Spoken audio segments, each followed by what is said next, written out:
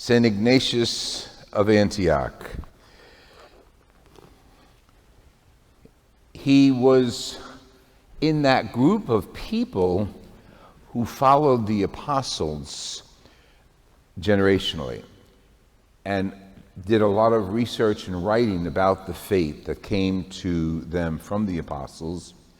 As a matter of fact, he was a disciple of St. John the Evangelist. So this group of people we call, and there happen to all be men, fathers of the church.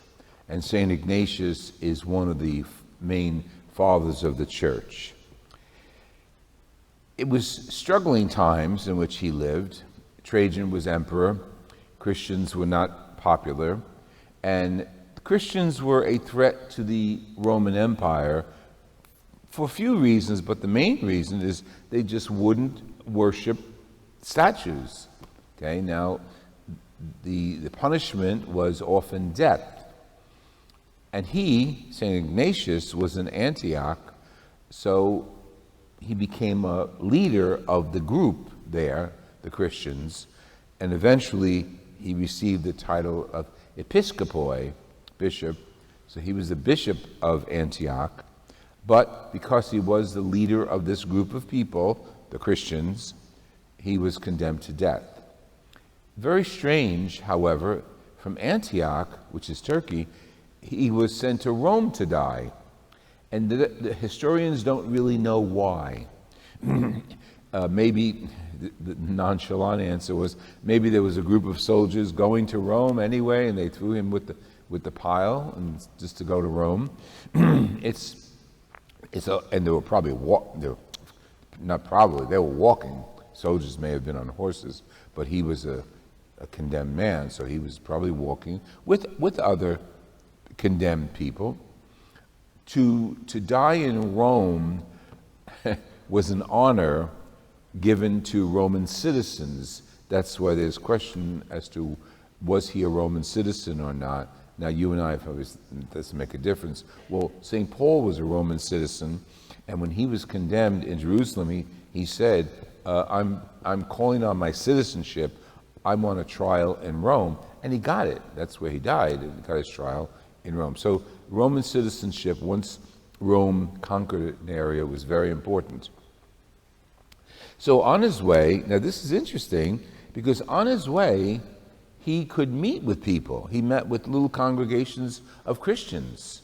Now that's, again, very unusual.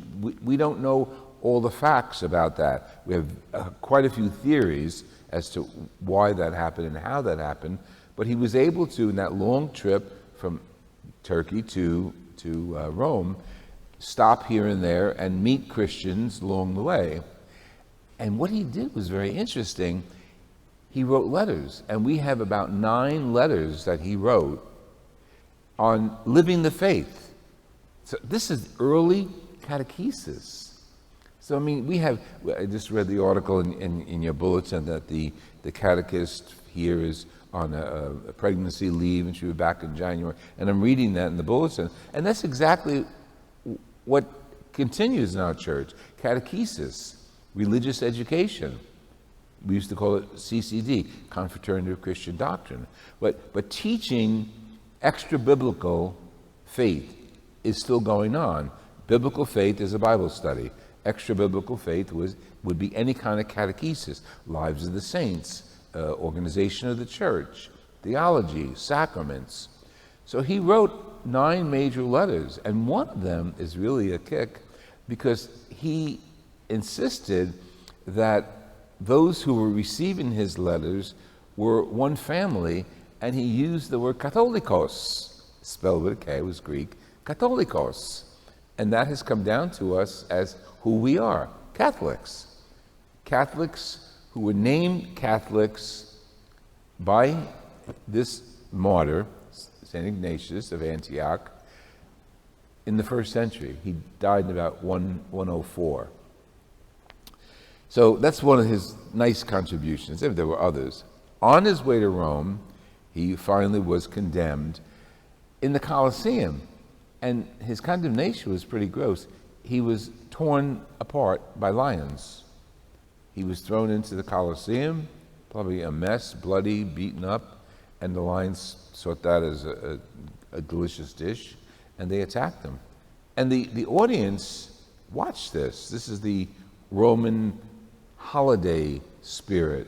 Romans were given these kinds of treats by the Roman government to go watch people kill themselves or kill each other or be killed by animals or gladiators, as you know, in the Colosseum and other arenas. So we wear the red in honor of Ignatius, a man who lived in, like I said, late second century, early second century, 1 AD, 140, but a man who gave his life. In giving his life, he professed his faith.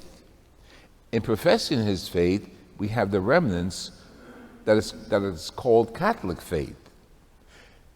It doesn't stop.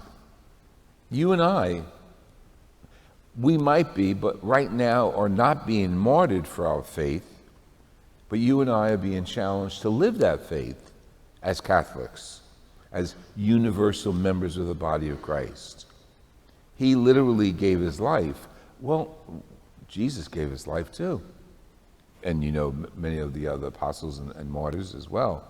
But today, our mission still is to stand for what we believe.